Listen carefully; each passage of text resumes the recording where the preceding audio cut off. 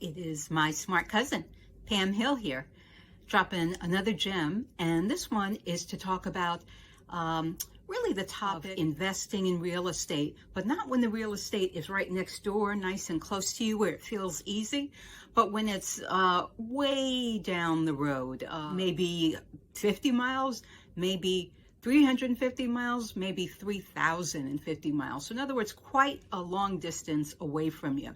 And the reason why I want to talk about this topic is because there are so many deals often that are not necessarily where you might live. So for instance, if you live almost in any large metropolitan city, possibly even a medium-sized one, it's going to be difficult to find houses for the price of a car. I mean, that's just it, plain and simple.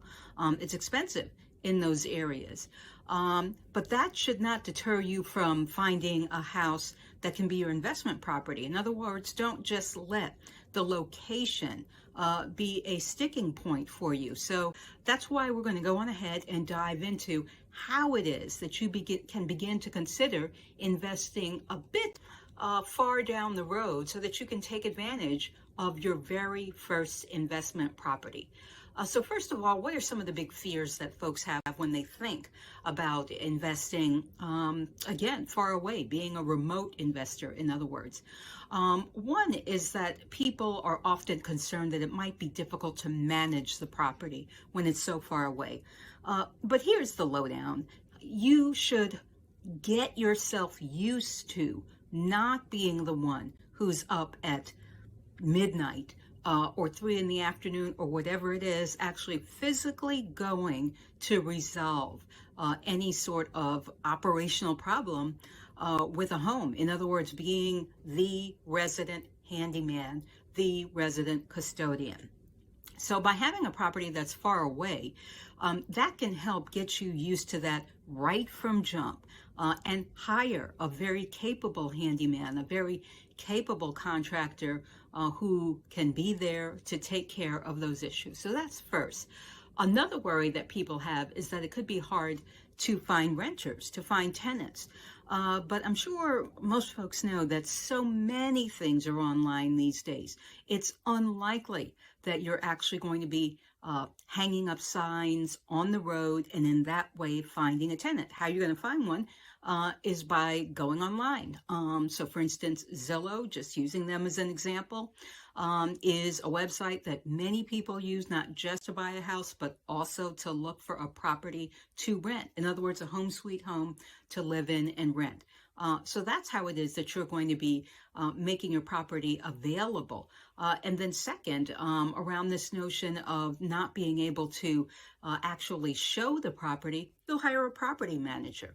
So unless you are doing real estate investment full-time or close to full-time, even if your portfolio is within a mile or two of you, it's going to be very hard for you personally to show these properties. So that's second, is that you can't let distance stand in your way because you are unable to get to the property and show it. You can do that through a property manager.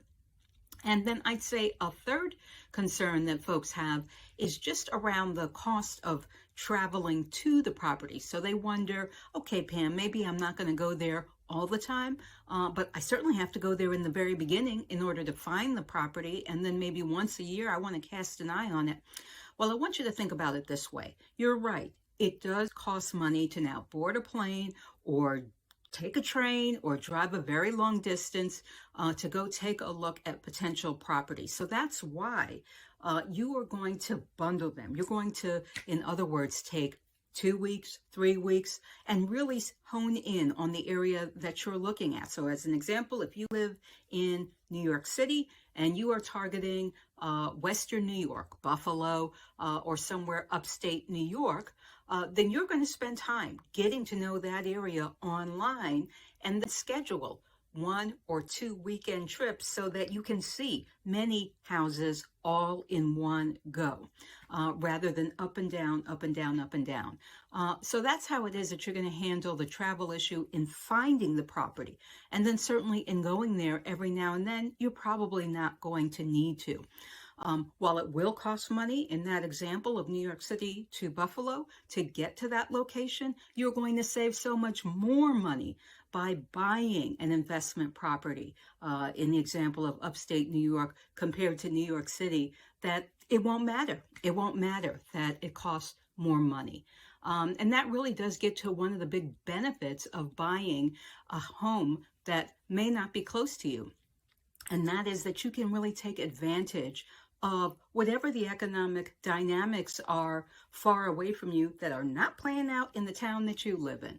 So if far away from you, many hundreds of miles away from you, that is where you can find houses that are 60,000, 50,000, 40,000, routinely so, and rents that aren't only $200 or $300. Instead, $1,000, $1,200, $1,400, $1,600, even $1,800 as against a $50,000 house, for instance.